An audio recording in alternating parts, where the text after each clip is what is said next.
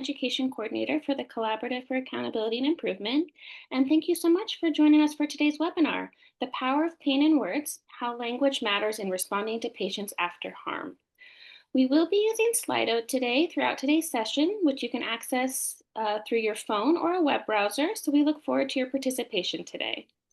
And as I just mentioned, you're welcome to submit questions into the chat at any time. And we look forward to engaging with you over that as well today. So now I would like to introduce today's speakers, Evan Benjamin and Carole Hemmelgarn, authors of the recent article in Frontiers in Health Services by the same name as the webinar. So Dr. Evan Benjamin is Director of Community Innovation at Ariadne Labs, a joint center of healthcare innovation in the Harvard School of Public Health and the Brigham and Women's Hospital. He's Associate Professor of Medicine at Harvard Medical School and Associate Professor of Health Policy and Management at the Harvard School of Public Health, where he teaches healthcare systems, quality improvement, and patient safety. Evan was co-chair of the Massachusetts Alliance for Communication Resolution After Medical Injury, a six-hospital alliance in Massachusetts to promote communication resolution programs. His research focuses on the impact of CRP on patient and provider experience, as well as outcomes of cost and patient safety. Carole Hemmelgarn is a founding member and board chair for Patients for Patient Safety US. She's worked in healthcare for over 30 years. Currently, Carole is the Senior Director of Education for the MedStar Institute for Quality and Safety. She is also the Director for the Executive Master's Program for Clinical Quality, Safety, and Leadership at Georgetown University. Carole's involved in patient safety work across the country, and her passions reside in transparency and communication after medical errors, healthcare communication, the power of storytelling in healthcare, and the aftermath endured by providers, patients, and families when medical harm transpires. Thank you, Evan and Carole. Evan, I will turn it over to you. All right. Hello and good morning, everyone, or good afternoon, depending on where you are. And thank you so much for joining us. We're really excited about this paper and the content, and we really want to engage all of you today in a conversation. I'm going to do a quick overview of the paper, and then we're going to use Slido, as Nicole said. So have your phones out and ready. Because we'll have the Slido to ask you a few questions and we'll get engaged in conversation. I've been a health services researcher throughout my career, and really over the past 15 years have really focused uniquely on how we can improve the way that health systems respond when we harm patients.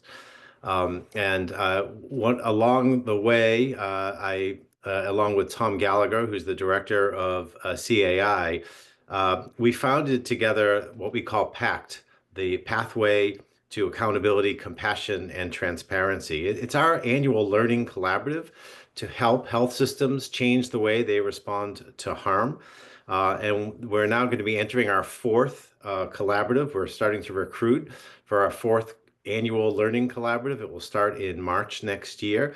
And Nicole, if you could put in a link in the chat to PACT, so those who are interested in learning more about PACT and learning how we can help you change the way you respond to harm, take a look at that link there. I'm so happy to have Carole Hemmelgarn with me today.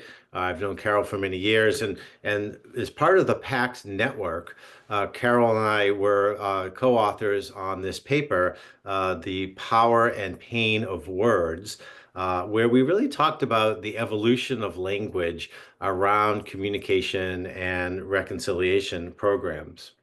So let me just give you a brief overview of the ideas we had in this paper. I think everyone in this call is aware that, despite all of our efforts in patient safety, unintended harm to patients still occurs in healthcare. And how we respond to patients, as well as how do we react internally as a learning health system, really has important ramifications for patients, as well as for the prevention of further harm. We've thankfully seen a change. I would say over the past 10 years, we're witnessing a change in the ways that healthcare does respond to patients after harm. This imperative to be more transparent and to learn about the harm in order to prevent recurrence really has been accepted as a key element of high quality and safe care. And CRP programs really have emerged at health systems really as a pathway to support patients and providers in creating a learning system. But the language describing the experience that patients have and how they're impacted by harm is also evolving. The language is shifting from what was, I would describe initially as more institutional and legal terminology to being more person-centered and being more inclusive. And we've learned a great deal over the time that CRP programs have evolved. We've worked with our patient family advisors, and they've really told us that the language needs to evolve. And we've learned that when harm does occur, words really matter. They can have the power to both help healing, and conversely, they have the power to make the harm worse. And so we really think that this evolution is so important to the field to support patients and families after harm. If you think back initially to this field, for instance, initially this was called disclosure and offer. It's a good example of how far we have come. Disclosure really implies that things are hidden, and they've always been hidden. And as a rule, we hide things unless we choose to disclose, right? And then the term offer often implies, a sort of a bribe or blood money to help sort of make things go away. And so the field naturally evolved away from disclosure and offer towards communication and resolution. In our paper, we described this evolution, and we made some recommendations on what the language should look like.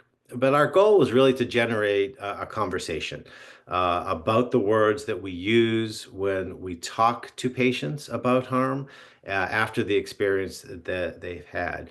I hope all of you have had time to just scan the paper. We will send it out. If you don't have it, we'll send it out to you. We did try to send to everybody who was registered. But let me share some of the thoughts that were in that paper. So we broke up after a harm event. We looked at what are sort of three phases of the response to harm. The first phase we called communication and apology. The second phase we called learning. And the third we called support and reparation. And each of these phases is when we're interacting with patients, and the language that's associated with each of these phases is evolving, and we're learning how it can help heal. So what we'll do today is we're going to ask you your ideas about some of the language in each of these phases. But let me give you just some ideas from the paper to generate your thinking. So in the first phase, what we call communication and apology, um, let's start with the big word, which is harm. Harm is really interesting in that it's a word that patients are okay with. They feel justified in saying that they were harmed by healthcare. Uh, it's interesting what we found is so patients don't necessarily associate the word harm with blaming anyone else. It's just the experience of being harmed. But many institutions, on the other hand, often are reluctant to use the word harm for fear that it implies blame and sort of a legal responsibility.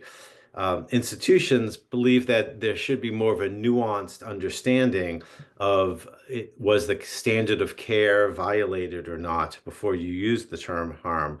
But patients really want to use this very simple term when they believe they were harmed as a result of their interaction with the healthcare system. Another word, which is sort of fraught in this early phase of communication, is the word apology. Multiple meanings of the word sorry exist. And as you all know from your personal lives, a good apology is hard to do. And it's very interesting to see that when we do apologize, there could be multiple meanings. For instance, saying, "I'm sorry this happened," is very different than "I'm accountable for this and I am sorry." And so the language of how do we incorporate apology into the work of communication becomes very subtle. We know in the end, patients do want an apology. Making that meaningful is, I think, the challenge of the language. In that second phase of what happens after harm, we talk about the learning phase. Uh, Institutions use a lot of words that imply that learning is going on. They'll use the term investigation, for instance. Um, but investigation to patients sort of conjures up visions of wrongdoing or police matters. Even other institutional words like root cause analysis often miss the mark of what patients really want to hear. Quite simply, how did this harm occur and how it won't happen again? And so these learning terms, oftentimes we have as institutions, often complicate the very simple language that patients want to hear about the harm and its prevention. The third phase of CRP after harm is what we call support and reparations. And here, even the term resolution, which is part of it's the R in CRP, it implies that the harm event, the event, and the impact of that event has been resolved. And yet, what we have learned over time is that many patients and families, tell us that after a very serious event or even a death as a result of harm, there really never can be resolution. However, there can be attempts made at reparations or reconciliation, and these terms imply more ongoing dialogue and more ongoing support. When we talk about also support and reparations, another term came up, and that's this term of second victim. It's another popular institutional word, but we really heard from patients that it's not really necessarily appreciated. And while providers who are involved with harm events, their patients are involved with harm events, they do need support, and patients recognize they need support.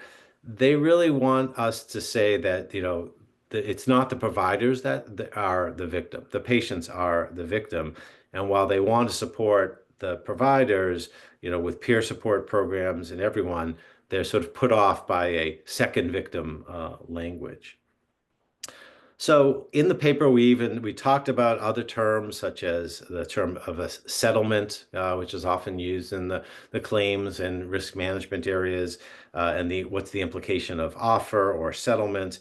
And these two are often criticized by patients as really being more about sort of silencing rather than support. So lots of different ideas there. What we want to do is we really want to hear from you to keep this conversation going. And we have these three broad areas after a harm event. The first is communication and apology. The second is learning.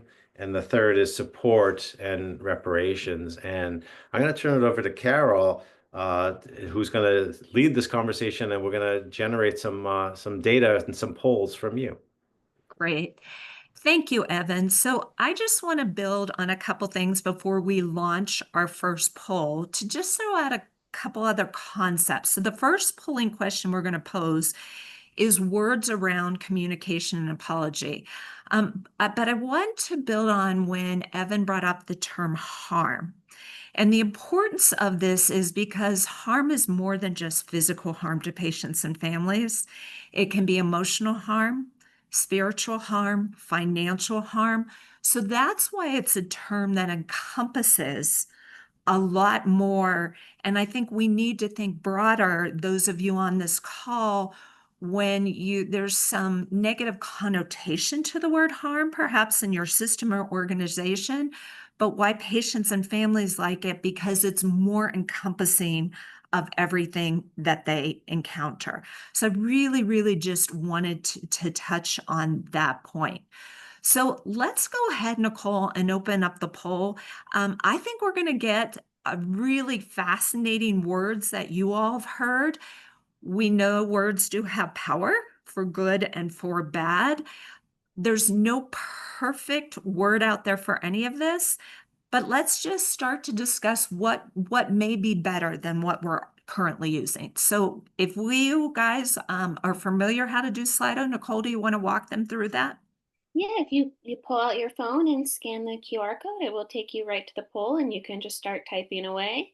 Or you also have the option to open a web browser and go to slido.com and enter the code 6651551 and you can enter multiple words.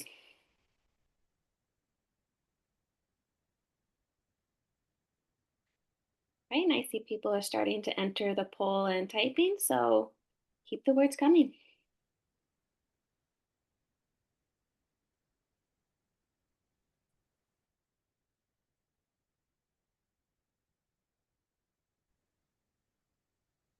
This is great.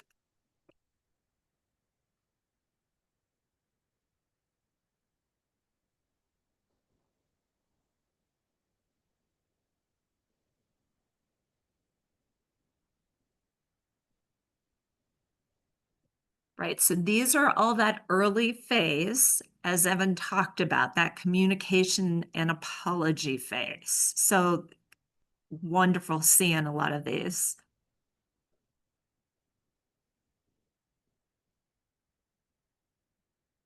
And if you're unable to access Slido, please feel free to type into the chat as well.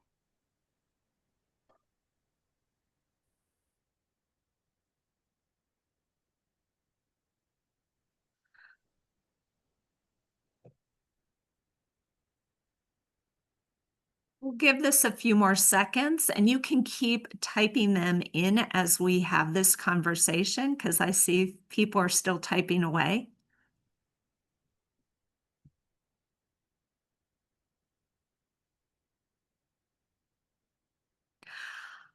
All right, let's start to talk about a couple of these, and I'm going to pick an easy one to start with.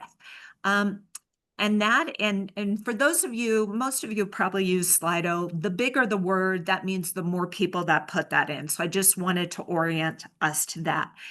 The one that I like to start with, again, because I think it is an easy one, is the word disclosure, right? Disclosure to patients and families, it's like you're talking to us or at us. It is not a bi-directional conversation.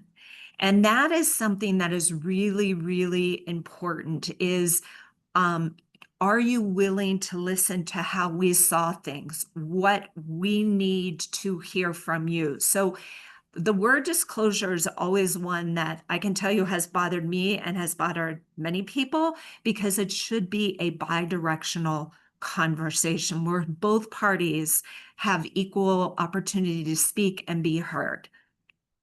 Evan, thoughts on that? Yeah, I totally agree. I think this is a big issue. And I mentioned earlier, when the field began, the CRP field, it was called disclosure and offer.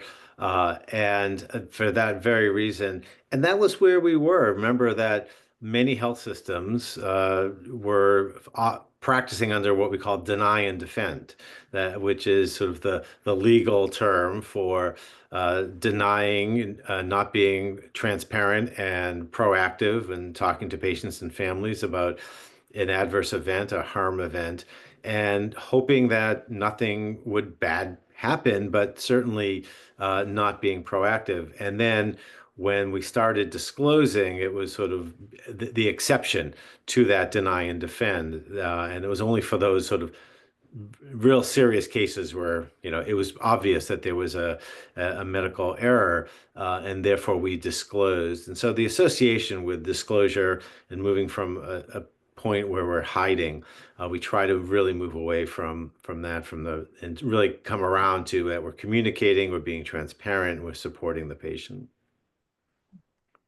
The second one that's right next to it is fault. And this is sort of a sticky one. Oftentimes, patients and families want to know someone is accountable. And they may bring up the term, who's to blame or who is at fault. But I think it's more around accountability, because if the organization or individuals don't take accountability, the patients and families carry that, because they don't know what happened. They don't necessarily understand it. So when I see the word fault, it may be one of the first things that rolls off a patient's and family's lips, but it's more about that accountability so that they have somewhere to understand this and deal with it. And fault is a problematic word, because right away we go into that defensive mode. Evan, your thoughts? Yeah, I totally agree. I think what we see, when we start talking about fault, these are words that are associated with blame. It's associated with really, when we see most harm occurs as a result of systems, and it's the system which really facilitated the adverse event. Fault just takes us down a path of blame. This is exactly what has generated the legal system to be in this deny and defend mode. And so, particularly early on, after a harm event, we're trying to avoid the term like fault. We're trying to create communication about what we know, and trying to keep an open communication, avenue with patients, where we continue to bring in new information about how an event occurred, what were the systems at play, and would avoid fault for on either side, for blaming, or to giving patients false information about a individual perhaps which was involved, rather than really understanding the role the system played as well. Mhm. And the other one that I think is really interesting, again, just sort of going across, is error. But I do love the comment there that talks about normalizing the term error. And this has been something that has been of concern to patients and families. It's, sometimes trying to diminish what has happened. And error is, again, a word. Errors happen. And we need to address that they're errors, but we shouldn't normalize these errors, because if we are, when we get to the next section, we're not learning from them if we're trying to normalize what has happened. And error is a word that is a common word that patients and families would use. So we also have to think of what is the everyday vernacular that everyone from a lower education to a higher education or experience would use, and error is just a common word. And I think one of the things we mentioned in the paper, and it certainly falls in this area, and I think there was one comment that was there about using the term harm. And I think it's important, that harm is okay. And it's okay to use that term. I think we all need, as providers and if working at health systems, working with our risk and claims department, of feeling comfortable using that term, harm. It does not imply the fault. It does not imply it's not a legal term. But from a patient's perspective, it's very clear that there was harm. And I think it's important, as we think about helping the patient heal, using that term harm is okay.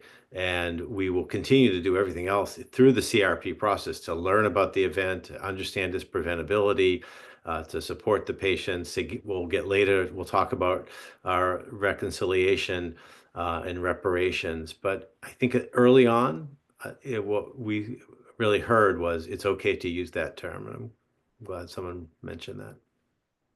So a couple that again, I think I want to call out, and there are more phrases that I think are important. And one is, I know how you feel. As someone who has lost a child to medical errors and does a lot of this work, I often get the question, what do you say to patients and families? And I know how you feel is one that can be triggering because you don't necessarily know how we feel.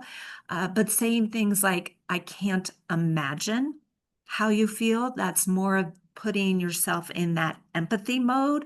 And for any of you that are Brene Brown fans, like I am, it's more about the empathy. And sometimes it's just even how you say it, what your body language says.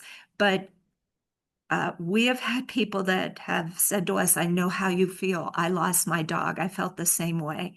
Those are not synonymous as to losing a child. So I think a lot of patients and families are very generous and gracious. Sometimes they understand that you're doing the best that you can. But if you can sort of think about what you say, and or if you realize you've said the wrong thing, it's okay to say, you know what? That probably did not come off. I'm really sorry. I'm not even sure what to say. You're still trying to connect with them and empathize with them.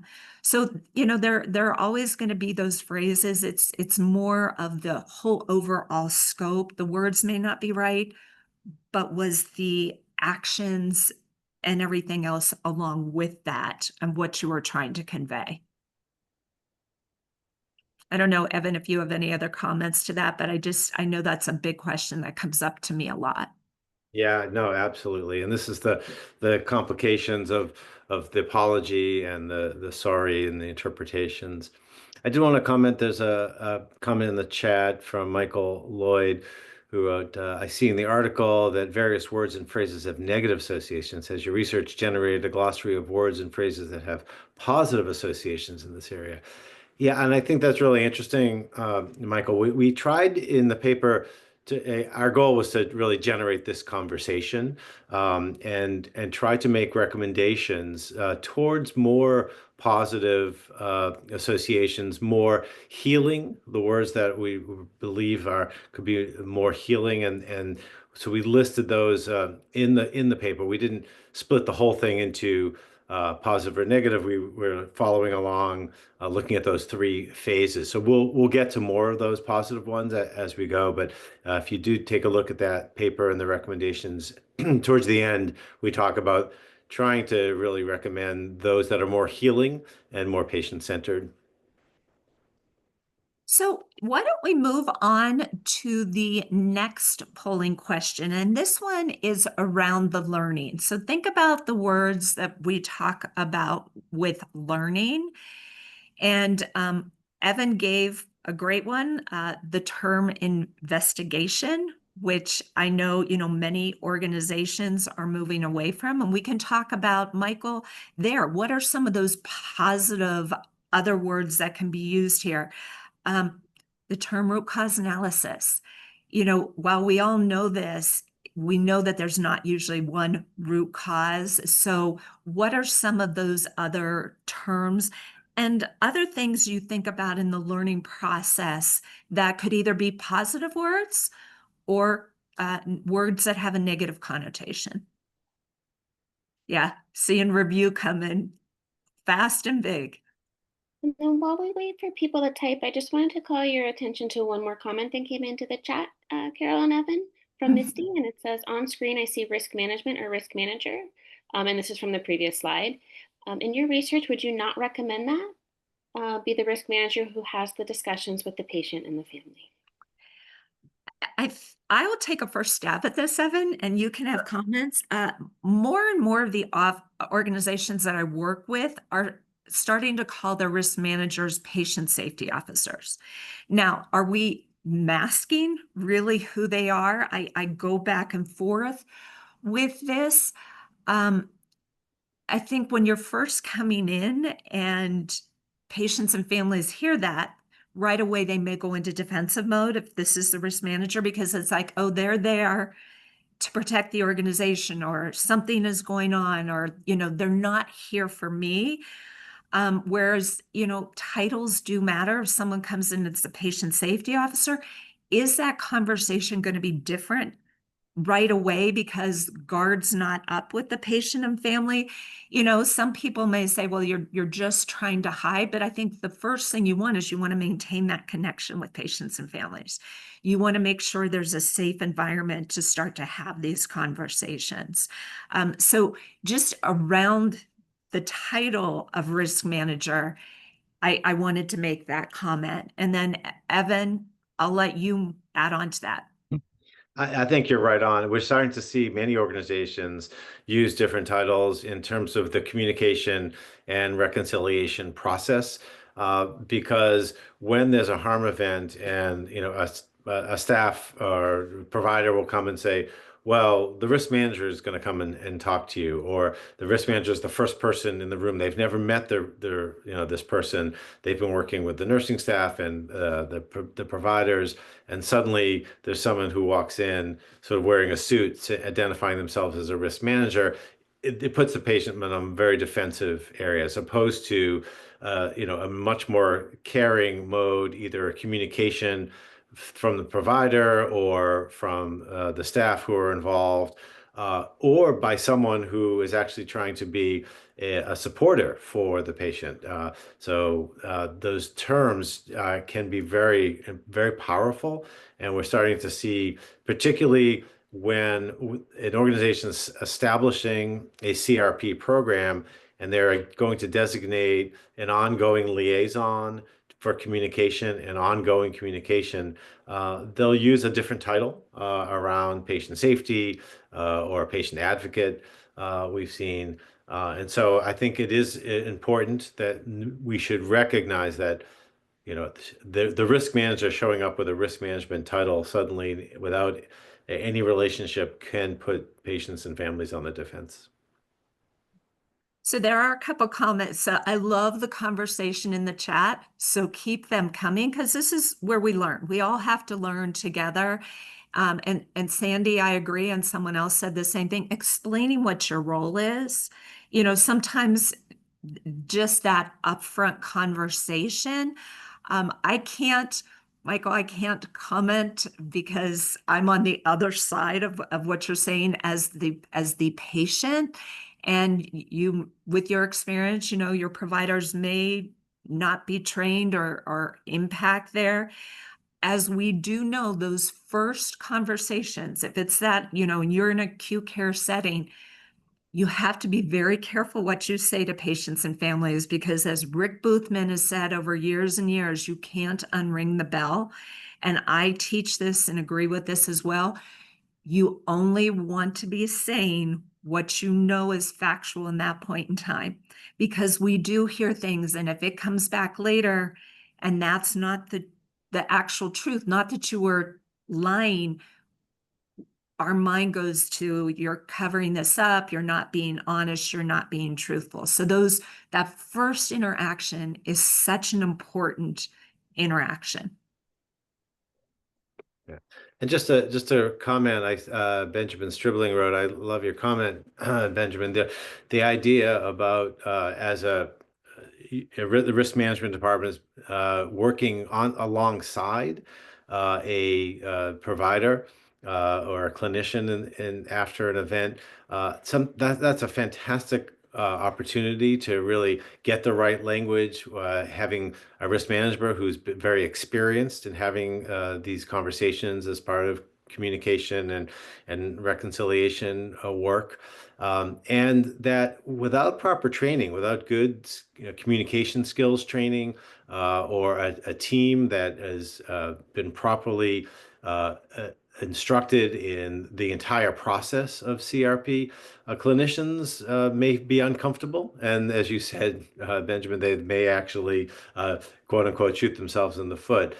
So I think having someone who is skilled in those communications is so important to get it right. Of course, we're talking about the title of that person just as a high level. So I totally agree with you in terms of how we can support clinicians in those initial conversations.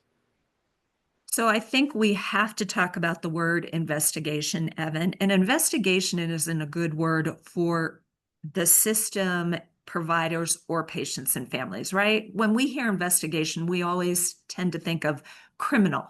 It's what we've been brought up with.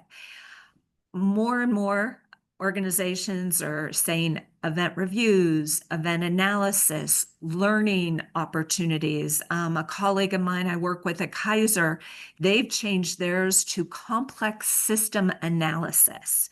So again, words can impact emotions right away. We know our amygdalas get hijacked. So even just changing those small things when you're going in to talk to your colleagues after an event, when you call and say, hey, we need to have this learning opportunity. We need to do this complex review of what happened. That's a different conversation than saying we need to meet with you for an investigation, because you have already triggered something by the word investigation. So that is one word I would love to see every organization remove. That's so I totally agree. There's a term someone wrote here, which is peer review, and peer review is really interesting in that many organizations will use peer review as a protected conversation.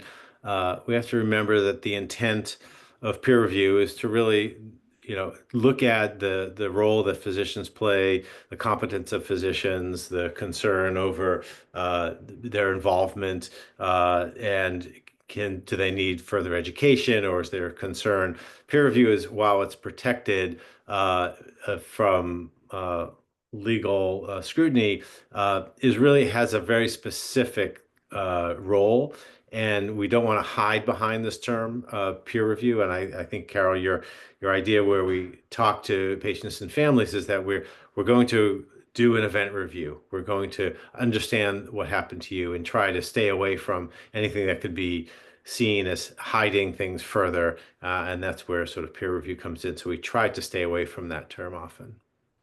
Yeah, and I have to call out something because I would be remiss if I didn't. And another fellow patient advocate, Naomi, put it in here, is patients and families have to be part of the event review. You will never get a full picture of what happened if you are not talking to the patients and families. They are the only ones there 24/7. They are the only ones there that interact with everyone. And there are ways to include them in that. I was a firm advocate, and Tim McDonald over the years changed my mind a bit. I thought patients and families should be in those conversations with, if you were convening the whole team. But I realized there may not be the learning that needs to be there. And really, where you need to make sure patients and families are involved, you need to capture their story, what they saw, their narrative. You have the review, whether you do it individually with your providers or you do a group, but then you need to come back to the patients and families after those conversations and have another conversation with them to say, this is what we heard. Did you think this was the same thing? What can you add? Because they might be able to fill in pieces to that internal conversation. So if you really want a full perspective of what has happened, you have to talk to them before and again after you've had those either individual or group meetings. You will never have a complete picture if you are not talking to them. Here, here. That's so good. And Donna Davis echoes what you just said there. Patients and families need to have the opportunity to tell the organization in their own words what they've experienced in the event. And that will not happen unless they are invited into that process, and that the words surrounding the event review also will convey that this is a multidisciplinary review of what happened, including getting that perspective from the patients and family. Evan, other words on here that you want to address? I think some of these are fantastic, and I think what I'm seeing is that the other problematic words are often words that we as clinicians and as employees of hospitals and health systems are comfortable using, and yet they're seen as very technical and institutional and legal, that patients have no idea what we're talking about. And I think that's, when there's confusion, it seems like we're trying to hide, again, trying to hide something, hide behind the words.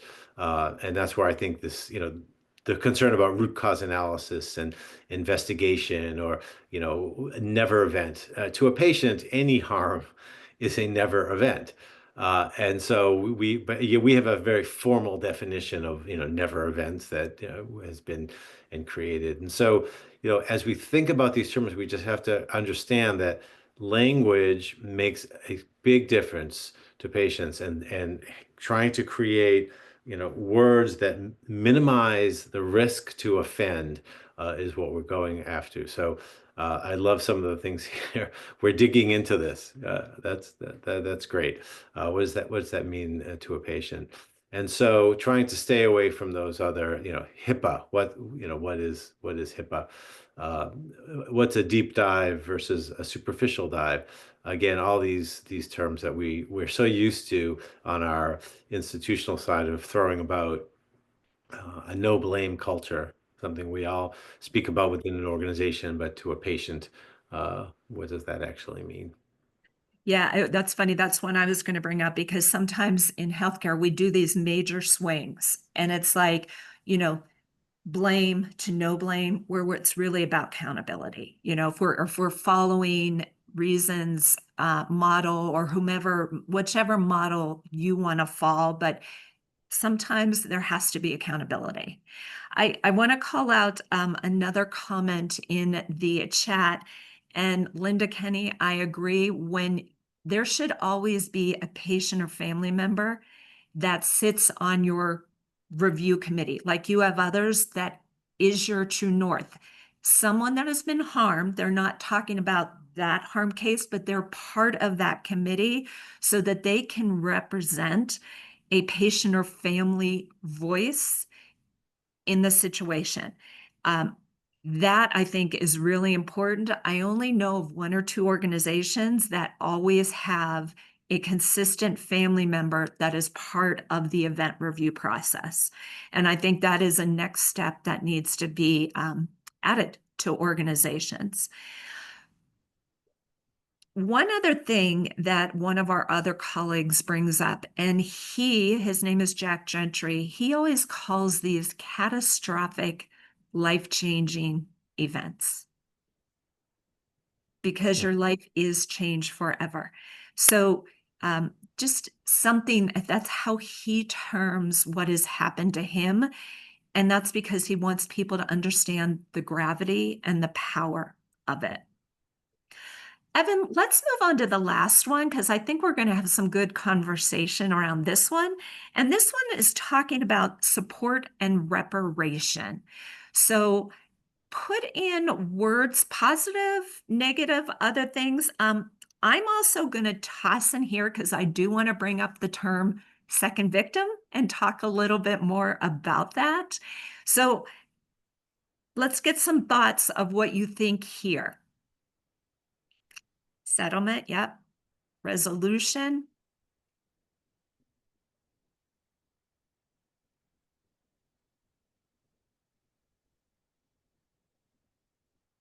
make this right.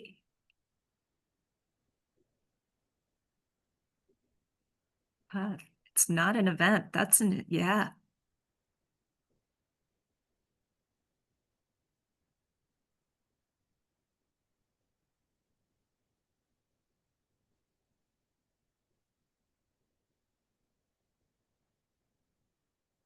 Concluded.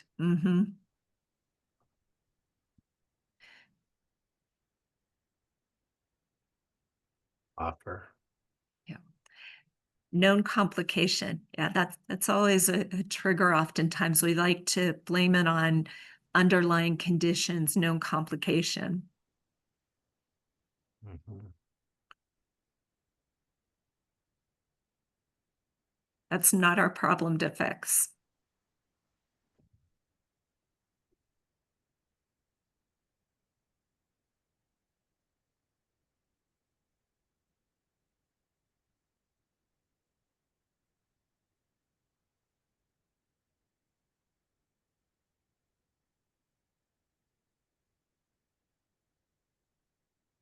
Wow. Well, I'll start off this one. For years and years, I do not say communication and resolution programs. I call them communication and reconciliation. As Evan mentioned, there is no resolution for us after we've been harmed. What we're hoping to find is a space and a place in our heads and our hearts and how to deal with this, but it never goes away. It's been some years since my daughter died, and there's still things that come up that I'm never prepared for. So there can't be a resolution when there's still things that are unexpected that you will never know what will happen. I am a big fan of the work that is going on over in New Zealand, and it's all about restorative justice. And, a lot of restorative justice comes up in the criminal aspect too. After, there's been murder, harm, whatever. How do you get that restorative justice back where you can actually oftentimes forgive the other person? And that's really what we want. Is in the end, you want to still have a relationship with the very people that harmed you and the organization. That's about restorative justice. However, we only get there when there's honesty and transparency and communication from the beginning. It's very difficult to go down a restorative trail if you do not have all of those other things up front. So if you're renaming your programs or think about things, start to at least use the word reconciliation instead of resolution.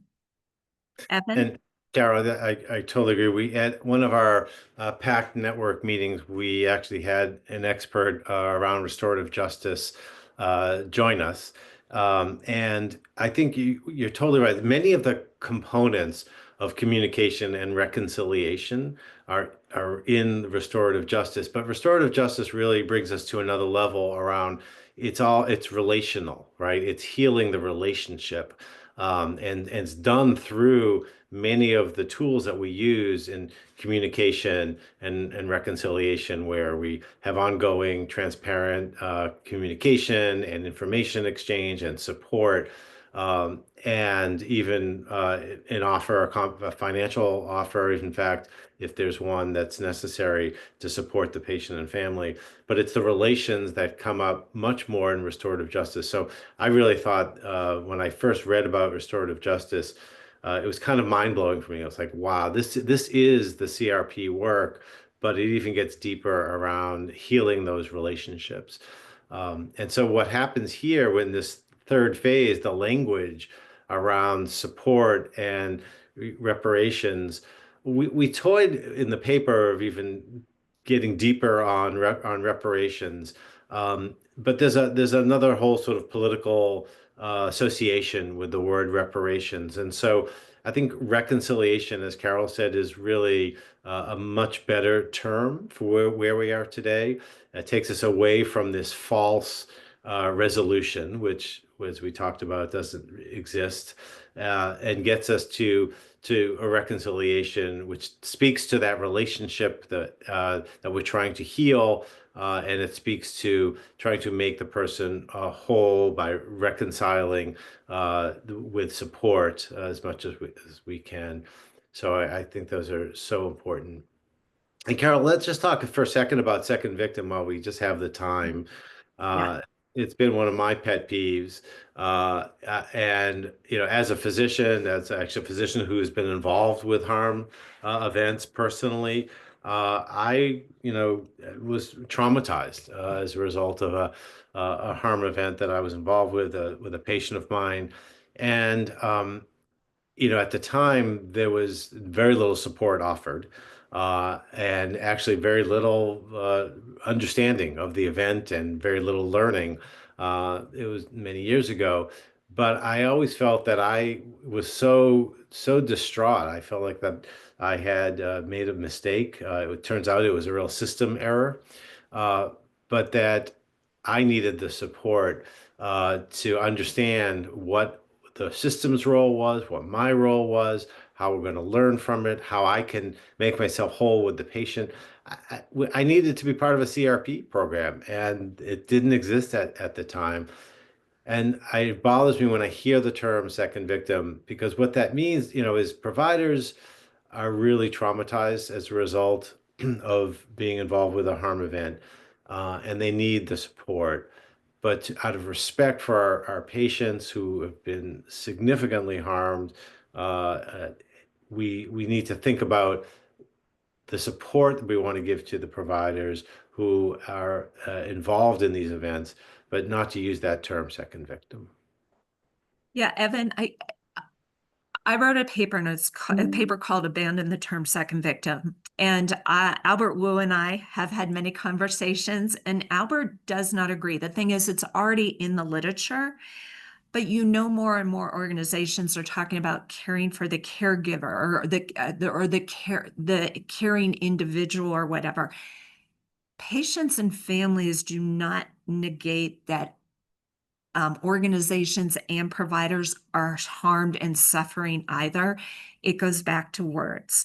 And to be honest, I don't want to be called a victim, because a victim renders you powerless if you look at the word. But I think what we've done again is we've watered down things, because if patients and families are considered the first victim, now we have providers as second victims. I've seen things about organizations are the third victims. There's more literature out there around harm with risk managers, which I understand it. But what we start to do is our words and who has been impacted gets stretched. And I think we got to remember these are catastrophic, life-changing events for patients and families. And I know many of you on this call that are perhaps providers will be like, well, negative outcomes, we can lose our job, we drink, we turn to drugs, we get divorced. These are the same things that happen to patients and families.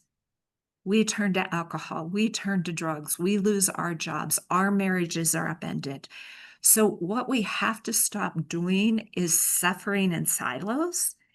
And how do we come together and have conversations and heal in tandem? The other comment I want to make here, and it's something Linda Kenny and I have been talking about for some times, is there are design programs for providers and organizations after harm, your care for the caregiver. There are not like programs for that for patients and families. And if we're really talking about supporting patients and families, we need the same type of resources, not just go to your EPA or AEP, whatever it is. And, it's like, no, here's your peer people to talk to. And if you need more than your one-on-one peer, here's a psychologist, here's a psychiatrist.